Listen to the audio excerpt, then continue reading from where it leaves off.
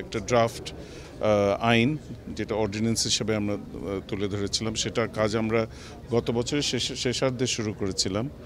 তারপর আমার কতগুলো রিফর্ম রোড শো আমি রংপুরে, খুলনায়, ময়মনসিংহেও এগুলো নিয়ে বিস্তারিত আলোচনা হয়েছিল। আমাদের ডেভেলপমেন্ট পার্টনার এসেছিলেন, এসেছিলেন, ব্রিটিশ হাই কমিশনার এসেছিলেন। তো সেখান থেকে আজকে 8 মাস অবধি অনেক অগ্রগতি হয়েছে। বিভিন্ন সেক্টর থেকে আমরা ইনপুট পেয়েছি। আমাদের ডেভেলপমেন্ট পার্টনার ইউরোপিয়ান ইউনিয়ন, তারা এটার একটা টেকনিক্যাল ইভ্যালুয়েশন করিয়েছেন। ক্রোয়েশিয়ার একজন জাজ, যেটা কমার্শিয়াল কোর্টে স্পেশালাইজ করেন, উনি ওনার মন্তব্য পাঠিয়েছেন।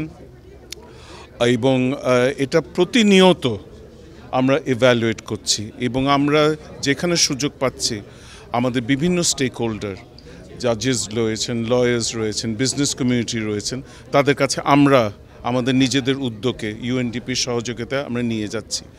এবং খুব রিসেন্টলি জুলাই মাসে বিডা, ইউএনডিপি, ইইউ মিলে সুপ্রিম কোর্টের সাথে একটা ডায়ালগ করেছিল।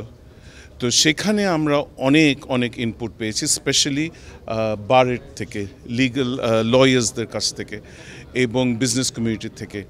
তো সেগুলো ইনকর্পোরেট করে এবং সেগুলোকে আলোচনার এজেন্ডা হিসেবে ধরে আজকে আমাদের সিলেটে আসা। এবং আমার মনে হয় যে অন্তত আইনের যে পরিপূর্ণতাটা যে লাভ করার যে একটা কতগুলো ধাপ রয়েছে, আমরা একটা বিরাট ধাপ আমরা এই দুটো ডায়ালগের মাধ্যমে আমরা ক্রস করে গেছি। অবশ্যই আমাদের যে এটার যে ফাইনাল যে ড্রাফটটা হবে এই দুটো আলোচনার পরিপ্রেক্ষিতে এটা আমরা সরকারের কাছে দেব, কারণ আইনটা তো ওনারাই করবেন।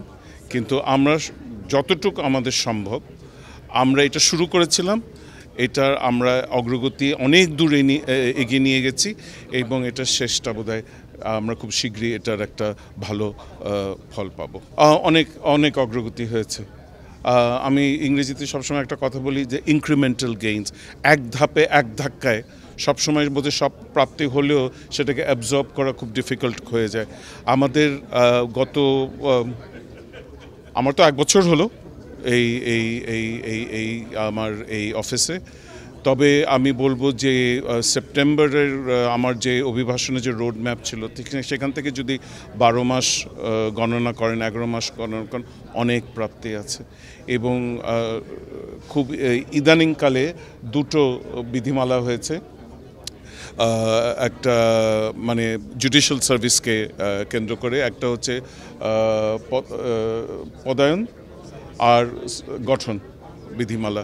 তো পরেরটা এই যে গঠন বিধিমালা যেটা হয়েছে সেটা সুপ্রিম কোর্টকে প্রথমবারের মতো পদ সৃজনে, জুডিশিয়াল সার্ভিসের পদ সৃজনে বিশাল ক্ষমতা দিয়েছে।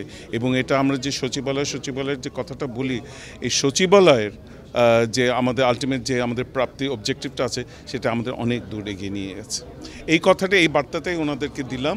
So it was on a very positive note এবং আমি সবাইকে কনগ্রাচুলেট করলাম, কারণ এটা সব জাজশিপ এবং ম্যাজিস্ট্রেসি গত 1 বছরে আমার সাথে একসাথে কাজ করছেন এবং একটা ন্যাশনাল লেভেলে বাংলাদেশ জুডিশিয়াল সার্ভিস অ্যাসোসিয়েশন আছে, তাদেরও অনেক অবদান রয়েছে। কাজে সব কিছু মিলে very positive. Judiciary is নিজের গতিতে, নিজের চেষ্টায় এগিয়ে যাচ্ছে। নেতৃত্ব দিতে পেরেছি, যতটুকু সময় আছে নেতৃত্ব দিয়ে যাব।